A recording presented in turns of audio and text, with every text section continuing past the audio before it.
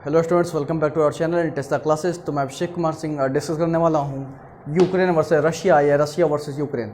तो आज ये दो वॉर कंडीशंस क्रिएट हो रही हैं वर्ल्ड वॉर 3 के लिए। इसके पीछे का हम लोग एक्चुअल रीजन जानने वाले हैं। आज हम लोग फैक्ट जानेंगे कि इतिहास में ऐसी क्या घटनाएं हुई कि आज अपना ऐसा कंडीशन आ रहा है कि ये दोनों एक दूसरे को मारने काटने के लिए तैयार है। ठीक, ये सारी चीज़ों को हम लोग जानेंगे। तो पहला चीज़, ना हम लोग किसी के फेवर में है ना किसी के अगेंस्ट में है। हम लोग यहाँ पे न्यूट्रल बात करेंगे, एक्चुअल कॉन्सेप्ट पे बात करेंगे, फैक्ट पे बात करेंगे जो कि इतिहास से ली गई है। ठीक, तो इसको समझते हैं। तो इन दोनों को बीच में लाने से पहले हम लोग समझेंगे कि दो पॉइंट्स को। किसको? दो पॉइंट्स को। पहला पॉइंट अपना है यूएसएसआर, ठीक। दूसरा अपना पॉइंट है, ध्यान दिया होगा आप लोगों ने, नेटो का। न्यूज़ चैनल पे बार बार बोला जा रहा है कि नेटो कंट्रीज सपोर्ट में आ रही हैं, नेटो कंट्रीज़ की ये सारे कार्रवाई शुरू हो गई है।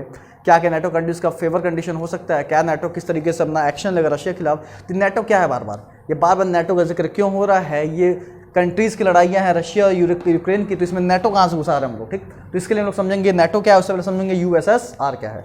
तो सबसे पहले समझते हैं यूएसएसआर को शॉर्ट फॉर्म में बोलते हैं सोवियत यूनियन। यूनियन यानी कि एक संघ। ये क्या है? संघ यानी कि बोल सकते हैं कॉम्बिनेशन, ग्रुप है। ये क्या है? ग्रुप है या संघ है अपना। तो समझो, आज के कुछ 15 कंट्रीज़, अगर आज के हम लोग देखा जाए तो आज के कुछ 15 कंट्रीज़ पहले, कुछ साल पहले एक साथ रहा करती थी। कब? बिफोर 1991। समझना, आज की कुछ 15 कंट्रीज है। वो 15 कंट्रीज कहाँ की हैं? तो एक मैं लिखने जा रहा हूँ, उसको ध्यान से देखना। ठीक, वो 15 कंट्रीज कहाँ की है? तो बिफोर, पहला ईस्टर्न यूरोप। ठीक, जगह क्या मैं इसे शॉर्ट फॉर्म लिख रहा हूँ, और लिख रहा हूँ यहाँ पे नॉर्थ वेस्टर्न एशिया। अगर आप लोग वर्ल्ड मैप खोलेंगे, क्या खोलेंगे? वर्ल्ड मैप खोलेंगे, तो वर्ल्ड मैप के आपको यूरोप का क्या पोर्शन दिखेगा? ईस्टर्न पोर्शन, पूर्वी पोर्शन, और उत्तरी पश्चिम एरिया। किसका? एशिया का। इसके कुछ 15 कंट्रीज, इस एरियाज के, इस जोन के कुछ 15 कंट्रीज आज के इस एरिया के कुछ 15 कंट्रीज 1991 से पहले एक साथ रहा करती थी। वो जब एक साथ रहा करती थी तो उसको हम लोग जानते थे एक टर्म के नाम से यूएसएसआर, यानी कि अपना सोवियत संघ था। ये 15 कंट्री सोवियत संघ में आया करती थी। ठीक, लेकिन हुआ क्या? 1991 में किसी कारणवश उसको हम बाद डिस्कस करेंगे, वो सारी कंट्रीज क्या हो गई? सेपरेट हो गई। जिसमें सबसे बड़ी कंट्री निकल कौन सी आई? रशिया आई, और उससे जस्ट बगल में सटे क्या है? यूक्रेन है। बाकी इसमें बेलारस है अपना, ये अपना लिख देते हैं यहाँ पे, ये रोमानिया है। यहाँ पे क्या है? रोमानिया है। ठीक, अगर नीचे ये ब्लैक सी हो तो हटाई दो, अलग पोर्शन हो गया। ये भी अपना क्या है? रशिया का पोर्शन है। ये पूरा यहाँ से लेके ये पूरा किसका पोर्शन है? रशिया का पोर्शन है। ये यूक्रेन का पोर्शन है। यूक्रेन की जो अपनी राजधानी है, यानी कैपिटल, वो क्या है? क्यू है, जहाँ पे रशिया का सारा आक्रमण, सुन रहे होगे न्यूज़ में, क्यू पे हमला हो रहा है। क्यू से लोग भागने के लिए तैयार है, क्योंकि वहाँ पे बहुत इस समय डिस्ट्रक्शन का कॉन्सेप्ट है।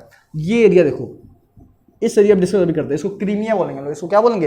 ये क्रीमिया है। क्रीमिया का कॉन्सेप्ट कुछ और अभी देखते हैं। देखो, नेटो समझो। नेटो क्या है? नेटो मतलब, इसको बताते हैं मुझसे, इसको समझो। नेटो क्या है? नॉर्थ एटलांटिक ट्रीटी ऑर्गेनाइजेशन, यानी कि उस समय किसी एक टाइम पे कुछ कंट्रीज़ के बीच में एक ट्रीटी साइन हुई होगी, और ट्रीटी साइन होने के बाद एक संगठन बना होगा जिसको हम लोग क्या बोलेंगे?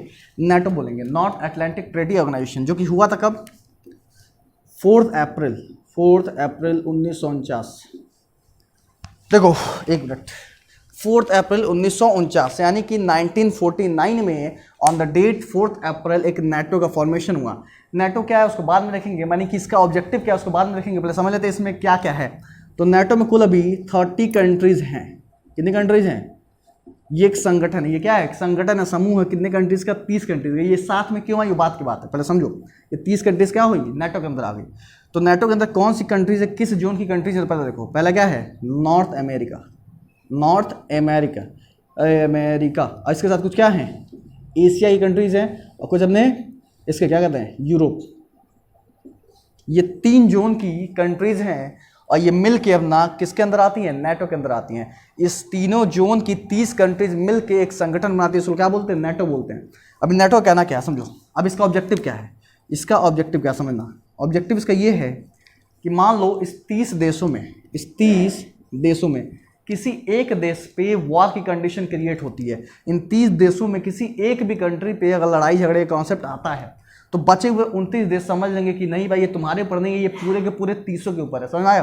यानी कि अगर मान लो स्टार्टिंग में ऐसे यहाँ लिखते हैं, यहाँ लिख लो, देखो, अगर मान लो स्टार्टिंग में ये 1v1 है, क्या है ये? 1 वर्सेज 1 का युद्ध है। ठीक, तो ये जो अपना नेटो में आ रहा था, ये किस में आ रहा था? अपना नेटो में आ रहा था। तो इसके साथ जो अगले 29 है वो भी साथ में आ जाएंगे, ये बन जाएगा 30v1। बात समझ आया? तो समझे, कि जो 1v1 का लड़ाई था और जो कि एक अपना नेटो का था, तो उस नेटो के साथ क्या हुआ, तो जितने भी 30 कंट्रीज है वो भी उसके साथ क्या करेंगी, साथ में आके उस एक के खिलाफ क्या करेंगी, लड़ाई झगड़ा करेंगी। तो ये अपना कॉन्सेप्ट है किसका, नेटो का। क्लियर हुआ, समझ में आया। तो सोवियत यूनियन क्या है, सोवियत यूनियन एक संघ है, आज के 15 कंट्रीज एक साथ पहले रहा करती थी 1991 से पहले, उसको मैं बोलते थे यूएसएसआर, ये रिपब्लिक नेशंस के कुछ ग्रुप थे, ठीक। अभी क्या नेटो क्या है, तो 1949 इसके पुरानी घटना है ये, तो 1949 में नेटो बन गया। नेटो में 30 कंट्रीज कुछ आ गई इसी जोन की, वो 30 कंट्रीज एक साथ आ गई। बोलती क्या है कि अगर किसी एक कंट्री पे युद्ध होता है तो उस एक कंट्री का नाम मान के हम लोग अपना 30 का कंट्री का युद्ध मान लेंगे और एक साथ हम लोग क्या करेंगे, लड़ाई करेंगे। तो ये जो 1v1 का कॉन्सेप्ट हो सकता था वो नेटो वैसे क्या बन जाएगा, 30v1 का कॉन्सेप्ट हो जाएगा। समझ में आया। अब देखो समझो, ये मैप है, ये मैप समझते हैं। अब ये हुआ कि रशिया इनके वजह से क्या हो गया, तो ये जो अपना रशिया है एक पार्ट था कब, यूएसएसआर का, कब 1991 से पहले। यूक्रेन में किसका पार्ट था, यूएसएसआर का ही पार्ट था, कब 1991 के पहले। अब हुआ क्या, जब ये दोनों अलग हुए, जब ये क्या हुए, अलग हुए, तो रशिया बहुत ही पावरफुल कंट्री है, सब जानते हैं, पूरा फेमस है, वर्ल्ड वाइड फेमस है। यूक्रेन रशिया कंपेरिजन में थोड़ा क्या है, वीक पड़ जाता है, ठीक।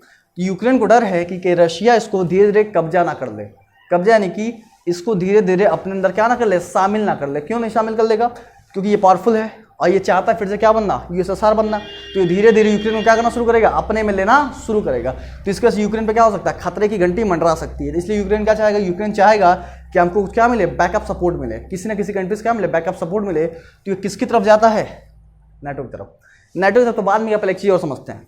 ये अपना है क्रीमिया का पोर्शन, ठीक, ये अपना क्रीमिया, ठीक, ये ध्यान देना, ये क्रीमिया का पोर्शन है, ये पूरा रशिया इधर, ये पूरा क्या अपना, ये पूरा ये जो अपना क्या है, पूरा रशिया का पोर्शन है। तो रशिया क्या किया 2014 में, 2014 का केस है ये, 2014 में क्या किया, रशिया ने इस रास्ते आके, इस रास्ते क्या किया, आके यहाँ पे क्रीमिया क्या कर लिया, ऑक्यूपाई कर लिया, कब्जा कर लिया। क्यों, क्योंकि क्रीमिया कुछ कॉन्सेप्ट है कि वहाँ पे नेचुरल रिसोर्सेज बहुत मिलने के चांसेज है, और साथ में अगर इसको कर लेगा ये, अगर रशिया इसको अगर कर लिया होता या कर ही लिया एक्चुअल में, तो इसके लिए क्या होता, यूक्रेन में घुसने की संभावना बढ़ जाती, क्योंकि इसको क्या मिल जाता है, सपोर्ट मिल जाता है, एक रास्ता मिल जाता है जिसके थ्रू क्या कर सकता है, यूक्रेन में कभी भी युद्ध कर सकता है, ठीक।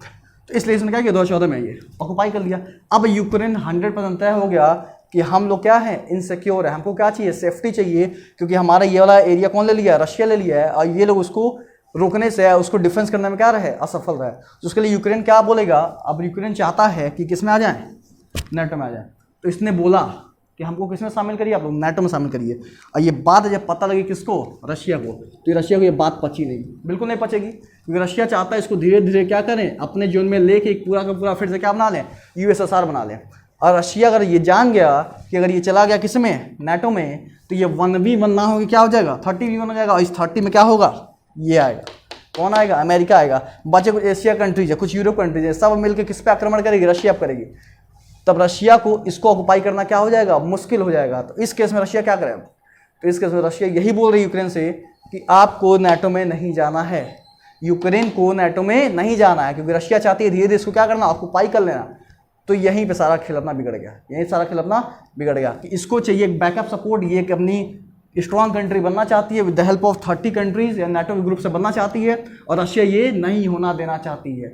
रशिया चाहती है कि तुम नेटो में नहीं जाओगे, तुम नेटो में नहीं जाओगे, अगर जाना भी चाहोगे तो हम क्या करेंगे, तुम पे हमला करेंगे, तुमको तेजी से क्या करेंगे, कब्जा कर लेंगे। तो यही हो रहा है, यही हो रहा है कि धड़ाधड़ इधर से इधर से इधर से हर जगह से क्या हो रहा है, इतने पोर्शन को घेर दिया गया है, इतने पोर्शन को क्या कर दिया गया है, घेर दिया गया है। ये जो पोर्शन है, ये वाला पोर्शन, ये यूक्रेन का, ये धीरे धीरे कौन कब्जा कर रहा है, रशिया कब्जा कर रहा है। कल के युद्ध से, या कल जब वॉर अपना स्टार्ट हुआ इंडियन टाइम के 8:30 बजे के अकॉर्डिंग सुबह में, रशिया इस पर क्या कर रहा है, धीरे धीरे यूक्रेन पे हमला करना शुरू कर रहा है।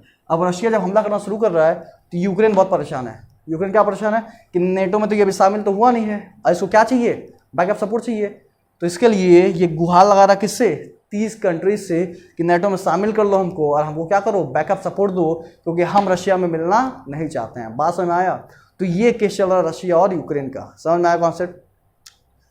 तो अगर हम लोग फैक्ट की बात करें तो ये फैक्ट था जिसके वजह से लड़ाइयाँ हो रही है, जो कि नहीं होना चाहिए, ठीक।